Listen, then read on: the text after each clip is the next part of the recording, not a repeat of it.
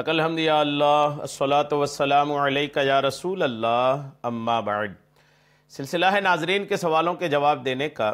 ناظرین میں سے ایک نے ہمارے کسی ویڈیو کے کمنٹس میں یہ سوال لکھا ہے کہ اگر نماز میں کوئی آخری رکعت میں بیٹھے اور تشہد پڑھ لیا، اتحیات پڑھ لیا، اور اتحیات پڑھنے کے بعد درود ابراہیمی بھی پڑھ لیا، دعائے معصورہ بھی پڑھ لیا، سلام پھیرنے سے پہلے یاد آیا کہ جو تشہد میں اتحیات میں جو انگلی اٹھاتے ہیں وہ ہم نے اٹھایا نہیں ہے، یہ خیال آیا۔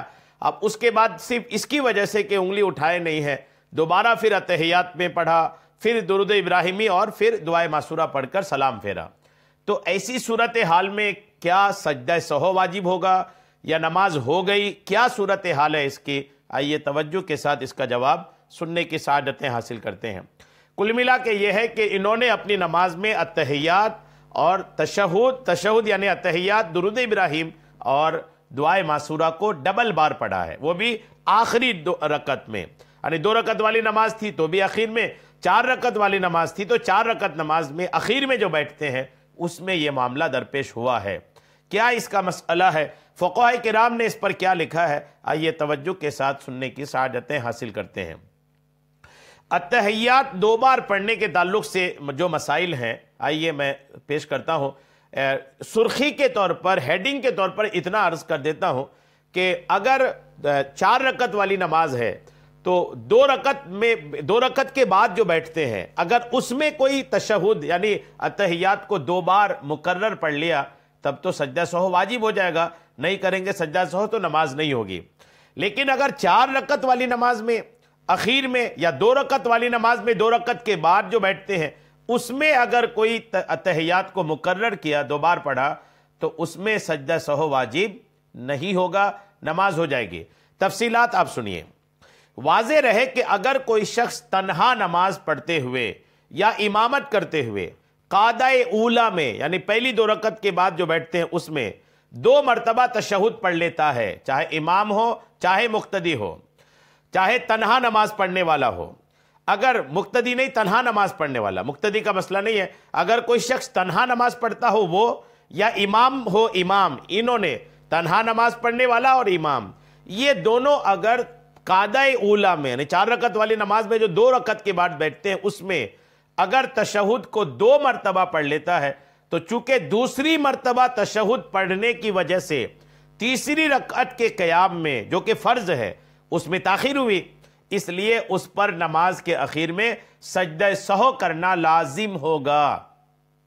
ٹھیک ہے، 2 رکعت نماز کے بعد، 4 رکعت والی نماز میں 2 رکعت کے بعد جو بیٹھتے ہیں قعدہ اولا جس کو کہتے ہیں، اگر اس میں 2 بار تشہد پڑھ لیا تو غلطی یہ ہوئی کہ 1 بار تشہد کے بعد اس کا وقت ختم ہو گیا، اب اس کو قیام میں آنا تھا، فرض کی طرف کھڑا ہونا تھا، لیکن اس نے 1 بار اور تشہد پڑھا، تو 1 بار اور تشہد پڑھنے کی وجہ سے ہوا یہ کہ فرض جو ادا کرنا تھا ان کو جس وقت میں، اس وقت میں ادا نہیں ہوا۔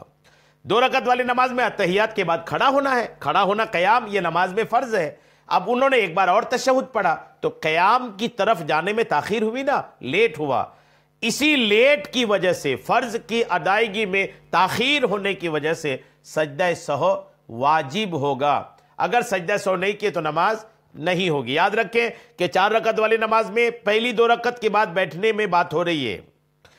اگر مقتدی قعدہ اولا میں 2 مرتبہ تشہد پڑھ لے، اگر مقتدی پڑھ لے، امام پڑھے تو سجدہ سہو ہے، اگر مقتدی پڑھے تو کیا ہوگا؟ خواہ بھولے سے یا جان بوجھ کر، تو مقتدی پر بھی سجدہ سہو لازم نہیں ہوگا، تاہم جان کر پڑھنا درست نہیں ہے، دہرانا نہیں چاہیے۔ یہ تو ہوا قعدہ اولا کا، اور اگر قعدہ اخیرہ میں تشہد 2 مرتبہ پڑھ لیا، خواہ امام ہو یا منفرد ہو یا مقتدی ہو، تو اس پر سجدہ سہو لازم نہیں ہوگا، سجدہ سہو اس پر لازم نہیں ہوگا، یاد رکھیے گا۔ ٹھیک ہے، آخری 2 رکعت میں اگر ایسا کیا ہے، آخری رکعتوں میں 2 رکعت کے بعد آخری میں یا 4 رکعت والی نماز میں اخیر میں اگر ایسا کیا ہے تو سجدہ سہو واجب نہیں ہوگا۔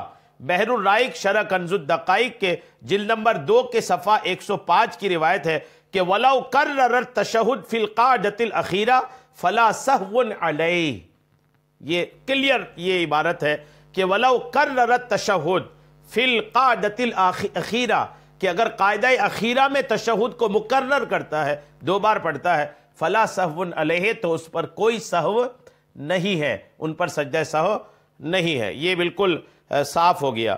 اور اسی کی پہلی عبارت ہے کہ وَلَوْ قَرَّرَ التَّشَهُدْ فِي الْقَاعِدَةِ الْأُولَى فَعَلَيْهِ السَّهْوُ، یہ بحر الرائق کی عبارت ہے کہ اگر تشہد کو کوئی پہلے قاعدہ میں مقرر کرتا ہے تو اس پر سجدہ سہو واجب ہوگا۔ یقیناً آپ کو امید ہے بات سمجھ میں آ گئی ہوگی۔ اللہ کریم ہم سب کو شریعت کے مسائل سیکھنے، سمجھنے اور اس پر عمل کی توفیق عطا فرمائے۔ آمین بجاہ النبی الامین صلی اللہ تعالی علیہ وسلم۔